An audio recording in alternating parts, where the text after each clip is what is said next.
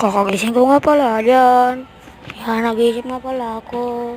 Meron akong isip. Yan, malapit na dyan. Tignan nyo guys, may naisip na pala ako. Sabi ko dyan, magluluto na ako ng niya ko nga na.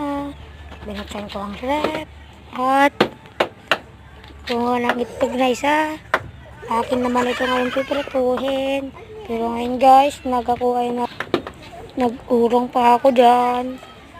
And guys, tingnan mo maigi. Makikita nyo guys, para akong ano dyan.